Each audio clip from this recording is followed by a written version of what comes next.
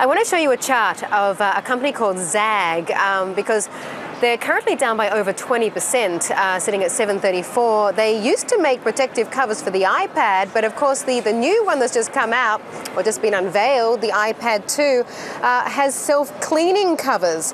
So I guess the theory is here, it's not going to be very good business for Zag. Well, joining us via Skype, as he's been live blogging the Apple event all day, is Noah Kravitz, editor-at-large for Techno Buffalo.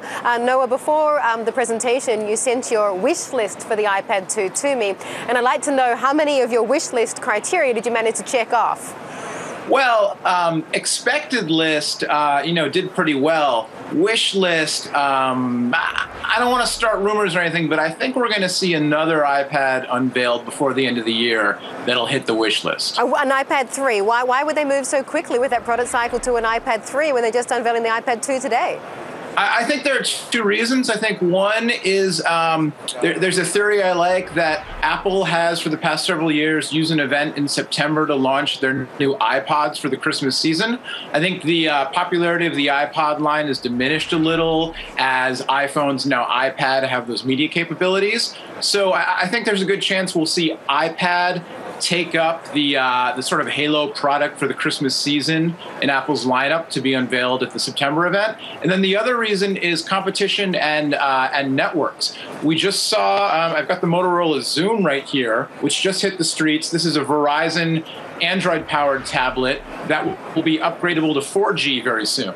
No mention of 4G in the iPad announcement today. And while Apple likes to wait to see if these new technologies, they want to wait for them to get up to speed before they launch them, I don't think Apple can afford, I don't think they want to wait until a year from now to launch a 4G iPad. So I think we'll see that, yeah. How much of a threat is Android?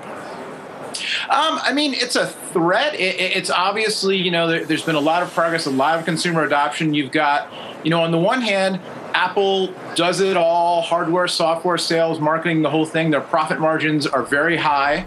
On the other hand, they only have, one, maybe two devices in each product line, whereas Android, Google makes the software, and then everybody from Samsung to HTC to Asus to you name it makes the products. So it's competition for, it's a serious threat to Apple. And what we often see is when a competition heats up, the prices go down. Great for consumers, not necessarily good for the business. Do you think there's any possibility that Apple might start cutting the price of its either original iPad or maybe even the iPad 2 leading up to iPad 3?